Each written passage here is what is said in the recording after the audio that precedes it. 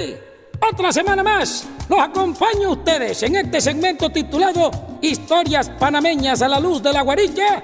Juan Heraclio Torrente, desde los estudios Chechefú, presentamos esta magnífica joya literaria de Panamá. La Puerta de Arriba, Rogelio Guerra Ávila, novela ganadora en el 2016 de la categoría novela del premio más importante de la literatura panameña, Premio Nacional de Literatura Ricardo Miró. Parte 7 para los que llevan la cuenta y los que van picados con este gran dilema. La decisión de que la madre de Sofía Villalaz estuviera en Colombia para acompañarla durante el trance del alumbramiento y sus primeras semanas con el niño fue tomada desde el mismo día en que se hizo pública la noticia de su embarazo. Todo estaba previsto para que su llegada a finales del mes de octubre, tomando en cuenta la posible fecha del parto, conjeturada por el médico durante la última cita de rutina. Pero 2 días antes del viaje, los planes fueron cancelados debido a la inesperada enfermedad de su abuela materna, quien sufrió una embolia sistémica mientras bordaba una pollera sentada en el portal de su casa en Guararé y había sido ingresada en estado crítico en un hospital privado de la ciudad capital. Los especialistas hicieron cuanto estuvo a su alcance para ayudarla a superar la crisis inicial, pero ya había dejado el resto en manos de Dios. La noticia tenía en estado de alerta a la familia y a todos. Calladamente sospechaban el terrible desenlace. Fue la propia Sofía quien encontró justificable la alusión del viaje porque, a su entender, el lugar de su madre estaba junto a la familia en un momento tan difícil. Ella se sentía, según les había dicho por el teléfono, capaz de bastarse sola para atender al niño y, si era muy necesario, aún quedaba la eventualidad de contratar a alguien especialmente para colaborarle durante su convalecencia. Lo que no resultaba posible era contar con el apoyo de la madre de Damián, a quien su trabajo en la Fiscalía General de la República no le daba el tiempo disponible para ejercer el rol de abuela como le hubiera gustado. Al final acordaron que la madre de Sofía tomaría el primer avión a Boyacá en cuanto se diera la oportunidad. Pero para quedar tranquilos, los Villalaz consiguieron de Sofía la promesa de mantener una mayor fluidez en la comunicación a través de las llamadas constantes y de información acerca de su estado y del niño. Además, Damián se comprometió a mantenerlos al tanto de los pormenores del alumbramiento y a extremar los cuidados de su esposa, a la cual solían prodigarle exagerados mimos. En algún momento se habló de la posibilidad de que Sofía diera luz en un dispensario de Bogotá, famoso por la excelencia de sus galenos y lo novedoso de sus equipos, pero sobre todo porque así se aseguraban de tenerla cerca llegado el momento. Sin embargo, ella prefirió que su hijo naciera en el hospital de Tunja, que era muy bonito y limpio, y donde además atendía a su médico de cabecera. La repentina enfermedad de la abuela no fue una noticia fácil de asimilar para Sofía Villalaz. Existió siempre entre ambas un vínculo que iba más allá de la consanguinidad, quizás una pudorosa amistad que no ponía como obstáculo las diferencias de edad. Inclusive, se sintió siempre más apegada a ella que a su otra abuela, y a pesar de vivir ambas a solo una calle de distancia en el apacible pueblo de Guararé, su amistad con su adorada nana Adelfa, como ella le llamaba, estaba cimentada en la confidencia y algunas veces en la sana alcahuetería. Por eso, la idea de que estuviera sumida en una inconsciencia que podía ser irreversible la colmaba de una tristeza que apenas podía reprimir, y la vulnerabilidad que le producía su embarazo la hacía sentirse aún más perturbada. Damián Echendía lo sabía y se esmeraba en hacer cuanto pudiera y estuviera a su alcance para mantenerle en alto los ánimos. La noche del 2 de noviembre le resultó especialmente dolorosa porque ese día la nana Adelfa cumplía 80 años y era la primera vez que ella no podía estar a su lado para celebrarlo con la fiesta de murgas y cohetes que la familia solía organizar para tal grande acontecimiento. La de ese año, por ser la de sus 80, había sido planificada con toda la suntuosidad de una festividad patronal con la cual agasajar a una de las matronas más honorables de Guararé. El hecho de que estuviera atravesando por un grave dilema de salud justamente en esa fecha tan notable hacía que la ocasión fuera más que sombría. Desde que recibió la mala noticia, Sofía no había tenido el momento de sosiego y esperaba con disimulada angustia el timbrazo del teléfono con la infausta nueva de la muerte de su abuela. Aquella noche, después de escuchar completa la cinta con las canciones de Lorena McKenney, sentada en el cuarto de costura, devolvió el bastidor y las agujas al banasto y con paso requeante se fue al baño para hacer sus acostumbradas abluciones de hojas depurativas que le ayudaban a dormir mejor. Al final, echándose cualquier cosa encima, se acostó de lado y con la cara hacia la pared apagó la luz de la lamparita. Junto a ella, Damián Echendía dormía profundamente después de pasar la tarde bebiendo con algunos amigos en el billar. La oscuridad fue quedándose con la habitación, pero los vagos rumores de la calle aún le llegaban a través de la ventana. Empezaba a sumergirse en el sueño cuando escuchó el chirriu de unas bisagras. Abrió los ojos con un movimiento ligero. Entonces, la habitación ya no estaba sumida en la densa oscuridad, sino iluminada por la tenue luz que salía del cuarto de costura y que dibujaba sombras azuladas en la pared. Para ella fue un desconcierto, porque estaba segura de haberla apagado al salir. Esperó un rato, muy quieta, a que sucediera alguna otra cosa. Pero el sonido no se repitió. Llamó a su marido 2 o 3 veces sin lograr despertarlo. Había comenzado a roncar con una resonancia larga y profunda. Sofía se enderezó despacito, venteando profundamente y caminó descalza hacia el cuarto de costura. Hizo una rápida revisión por los rincones y hasta miró debajo de la silla con la repentina idea de hallar a Draco o Villado, como solía hacer cuando ella se sentaba a coser. Pero no fue así. Allí todo estaba en orden. Iba nuevamente a apagar la luz cuando notó que el viejo álbum de fotografías estaba junto a la máquina de coser. No recordaba haberlo colocado en ese lugar, ni haberlo visto durante la hora y media que estuvo bordando en el bastidor. Lo tomó entre sus manos. Con una extraña aversión lo abrió y miró sin ningún interés 2 o 3 retratos y volvió a cerrar. Estaba segura de que Damián lo había guardado en el cajoncito de su mesa de luz desde aquella ocasión en que lo estuvo hojeando y que no había vuelto a acordarse de él. Entonces pensó que podía haber sido dejado allí por Marienea, y esa posibilidad la inquietaba porque no se imaginaba a la mujer del servicio hurgando entre sus cosas. Pero luego se dijo que la idea era absurda y la rechazó. Algo que le llamó la atención de inmediato fue que tanto el álbum de fotos como las albúminas que contenían parecían nuevos. Incluso el broche ya no estaba roto ni tenía las esquinas peladas. Y lo más raro eran los folios guardados en su interior, que solo entonces advirtió a que se trataban de tréboles, aún verdes y vivos, como recién cercenados del patio. No tuvo, sin embargo, ocasión de pensar en aquella particularidad tan absurda porque escuchó de golpe algo que sonó claramente como el llanto de un niño. El sonido venía indistinto y sordo desde su habitación, pero al devolverse hacia allí, solo se encontró con el resuello poderoso de Damián, que sonaba como el ímpetu de un tren en advenimiento. La primera impresión de Sofía fue de mero sobresalto. No creyó necesario recorrer la casa buscando la procedencia del lamento que había escuchado, porque estaba segura que tenía su origen dentro de su habitación. Afinó los sentidos y miró con atención los rincones. Nada escuchó. Iba a buscar debajo de la cama, pero de repente terminaron los ronquidos de Damián y entonces la casa volvió a ponerse callada y a media luz. Sofía pudo sospechar que el encono de su imaginación seguía haciéndole burlas, y de esa conjetura ilusoria la rescató un dolor punzante que sintió debajo de la pelvis. Se sostuvo el vientre con ambas manos y respiró una bocanada profunda de aire. «Esta no es hora prudente», dijo en baja voz, quebrantada, y miró el reloj sobre la mesa de noche. Eran las 9:19. Luego agregó: «Tampoco es buena fecha para parir. Hoy es el día de los difuntos».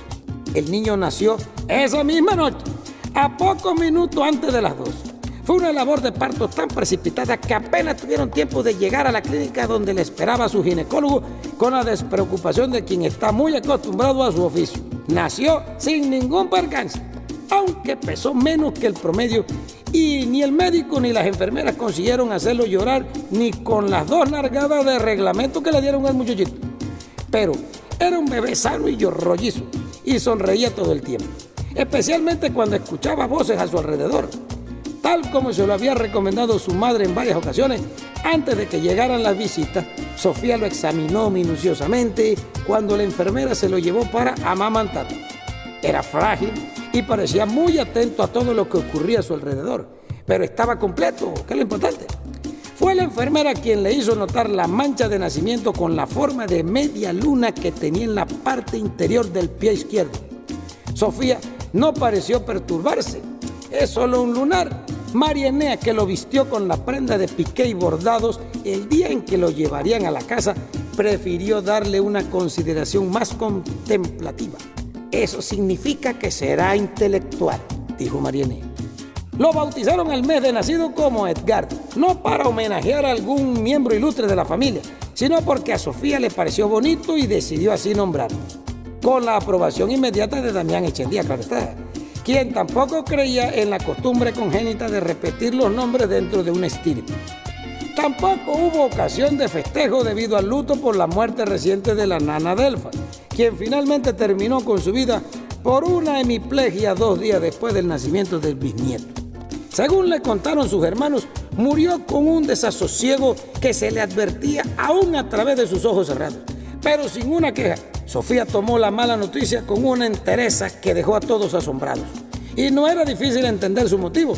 El nacimiento de su primogénito no le dio espacio para el justificado luto. Una semana después del bautizo, en cuanto se sintió lista para viajar, regresó a Panamá junto con su marido y el hijo reciente. Y se lo llevó a la finada una corona de claveles blancos que colocó sobre la cripta familiar. Damián Echendía se mantuvo a una distancia más que prudente, mientras Sofía contemplaba con un abatimiento hermético la inscripción grabada en letras de loza sobre la piedra. Demoró algunos minutos en doblegarse a llorar sobre sus rodillas, con unos chillidos que ya no eran capaz de contener, mientras pensaba en las desgracias físicas y la innegable creencia de que todo lo ocurrido en la casa Guate durante las últimas semanas no era más que un mensaje cifrado que tenía que ver con algo tan incierto como la muerte.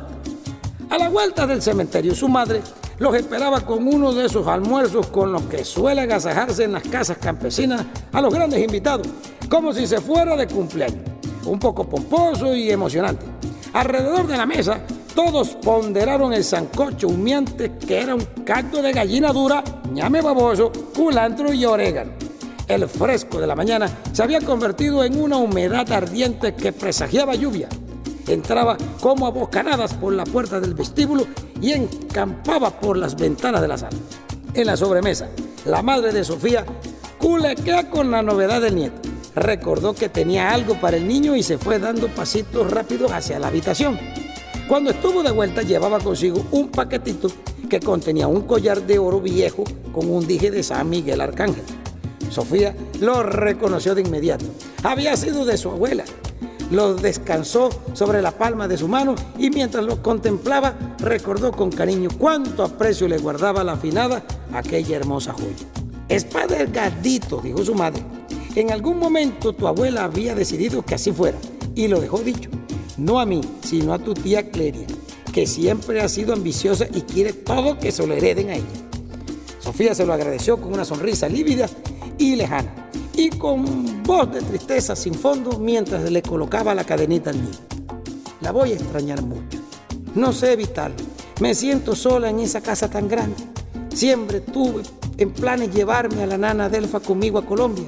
A ella le hubiera gustado. Tu abuela nunca salió de Guararé, le recordó su madre, pero ahora ella podrá irse contigo. Sofía aprovechó el comentario y dijo con lentitud: ¿crees tú en los fantasmas, mamá? He llegado a pensar que en mi casa andan al garete. Suceden cosas que no sabría cómo explicar. Yo siempre me he reído de esas cosas, pero confieso que me he sentido asustada. Sofía le refirió algunas de sus experiencias en voz baja para que no la oyeran otros oídos. Su madre la escuchó con callado interés, pero finalmente no pareció darle la importancia que ella esperó y cambió bruscamente de tema. La noche antes de viajar a Sogamoso, sin embargo, le había dicho: solo te corresponden los deberes de toda mujer cuando se monta su hogar, ser abnegada y ser feliz. Le hizo otras recomendaciones de manera concluyente en el desconsuelo de la despedida. Finalmente, le dijo mientras limpiaba las lágrimas de sus ojos: He sabido siempre que la única cosa que no tiene enigma es la felicidad, porque se explica por sí sola. Sofía entonces comprendió hasta qué punto estaba sola en aquella hermosa y grande y enigmática y agobiada casa llena de fantasmas. Pero cuando regresó a Sogamoso, llevaba consigo la firme disposición de ser feliz, porque no le faltaban razones para hacerlo. El tiempo es gran médico, le dijo a Damián una mañana mientras hervían los biberones sobre la estufa. Él ponderó su repentino cambio de actitud con un cariñoso beso.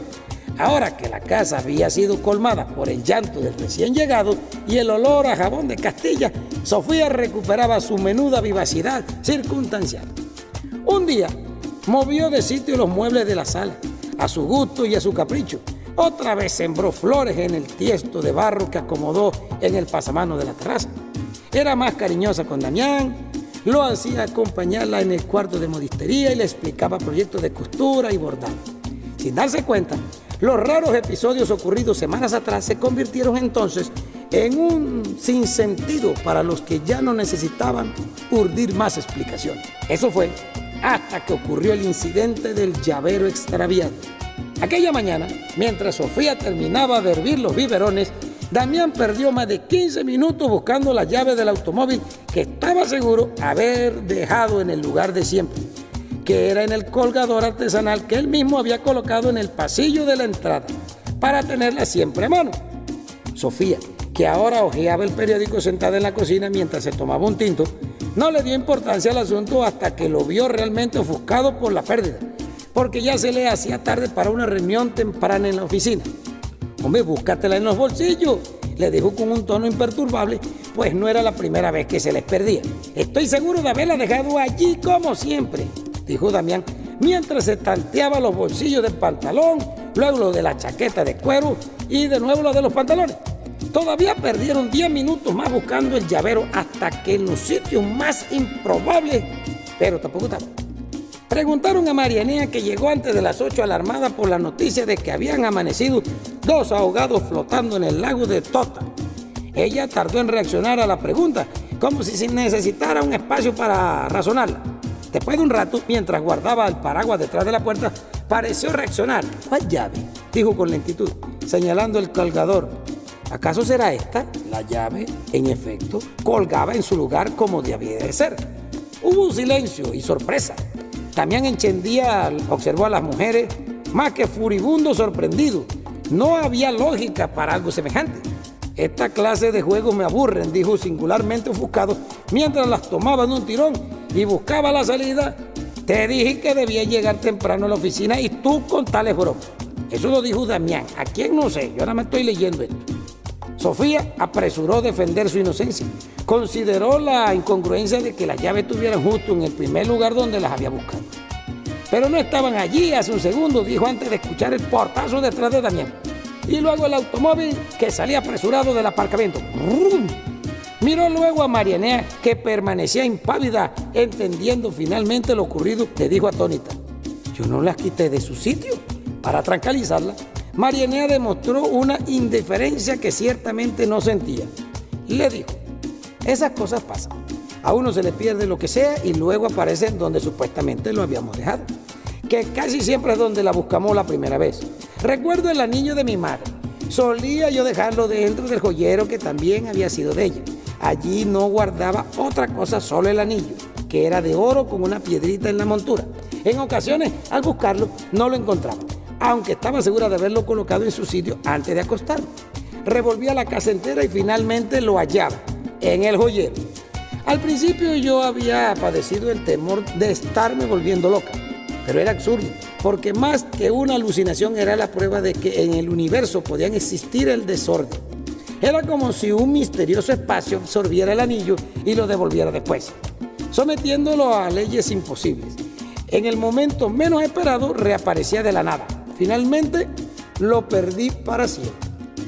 ¿Y a qué cree que se deba esto?, le preguntó Sofía, muy interesada en su experiencia. ¿Será acaso cosa de fantasma? Honestamente, lo he llegado a pensar, aunque parezca una atrocidad. «No creo en travesuras de muertos ni de duendes», contestó Marianea. «Entonces me estoy volviendo loca», dijo Sofía de mal talante. Marianea se echó a reír divertida. Le aseguro que no había motivo para preocuparse y que lo sobrenatural, si ocurría más de una vez, dejaba de serlo. Su experiencia, más que aterrarla, le había hecho entender que la mente suele tener el mal hábito de inventarse cosas horribles. Mi consejo, señora, insinuó Marianela, es que no le dé importancia a esas cosas, que son insensatas. No importa si se trata de duendes o de gente atribulada por su condición de fantasma o la existencia de otra dimensión. Es maravilloso que tales casos maravillen, pero francamente no estamos preparados para tanto. Marianela coló más café, tomaba una taza y mordía la punta de un pan de pie en la cocina mientras ordenaba el fregadero. De repente, recordó el encargo que le habían hecho y sacó de su bolso un sobre de colores que contenían las fotografías que había recogido la tarde anterior de la tienda de revelado. Sofía le había dado una ojeada rápida, entusiasmada, con las imágenes que barajeaba ante sus ojos ansiosos. Eran las del bautizo de Edgar, de pie frente a la pila bautismal con el padre Clementino Maguregui en el atrio de la iglesia lanzando monedas de 100 pesos a los niños del barrio. En la sala de la Casa Guate con los amigos abriendo los regalos. Después volvió a mirarlas con más cuidado y en el orden contrario. Ponderó las mejores y alguna quiso para enmarcar y colocar en la repisa del recibidor en la habitación del niño. Al mediodía se ocupó de cuidar los tiestos de flores en el portal como una excusa pueril para recibir a Damián Echendía, quien había llamado a media mañana para anunciar que almorzaría en la casa, sin demostrar rencor ni siquiera disgusto por el tema de la llave. Había llovido durante más de una hora y la tierra áspera del jardín se había convertido en una masa viscosa que exhalaba un vaho de lodo revuelto. En esas tareas andaba cuando en la claridad lavada del patio vio un extraño visitante, un perro escuálido y de pelo ensortijado que marchaba a paso rápido mientras husmeaba con avidez hacia el camino de entrada. Sofía sintió un raro malestar, una dulzura de abominable temor y trató de espantarlo con manoteos y voces ásperas. El perro se detuvo, la miró por un instante y prosiguió sin inmutarse. Un poco más atrás apareció el señor Tortúa calzando botas pantaneras y empujando la carretilla con las herramientas. Sofía le preguntó si aquel perro era suyo. Él negó confundido. ¿Cuál perro, su merced? Sofía extendió la mano hacia el portón, pero el perro en efecto ya no estaba. Simplemente se había desvanecido. El que acaba de pasar por aquí, dijo Sofía. ¿Acaso no lo vio? El señor Tortúa alzó la mirada y se quedó como si tal cosa, ¿no? Por aquí no he visto ningún perro. Sofía insistió. Pero si acaba de pasar, usted que está con la regadera, era grande, peludo, feo, estaba todo mojado de la lluvia. Debe estar lleno de parásitos. Pensé que era suyo. El señor Tortúa se quedó pensando y le dijo, bueno, debe ser de los vecinos de la esquina. Sé que tienen 2 o 3 perros. De seguro alguno saltó la talanquera y se les escapó. No me deje meter esos animales a la casa. Se lo pido por favor, le dijo Sofía. El señor Tortúa asintió levemente con la cabeza y siguió su camino. Sofía pensó en el Draco y en lo mucho que aún le echaba de menos, pero al volverse para terminar con los maceteros, se encontró con un rastro de lodo que empezaba de súbito en las piedras de la entrada, subía los escalones del portal y luego se desvanecían en mitad del recibidor. Eran huellas de pies descalzos. Primero sintió confusión, luego un amasijo de enojo y sorpresa. Oyó un grito ronco que rebotó en las paredes de la casa y terminó en un quejido. Las huellas y el grito, entendió después, eran los de un niño de poca edad. Otro incidente fantasmagórico, misterioso y extraño, y con él cierro la interpretación de esta semana de La Puerta de Arriba, de Rogelio Guerra Ávila, en su segmento Historias Panameñas a la Luz de la Guaricha. Juan Heraclio Torrente desde Chechefu Estudios se despide por esta semana. Repitiendo como decía el chavo, nos escucharemos en la próxima semana a la misma hora y por el mismo canal. ¡Oh! ¡Hey!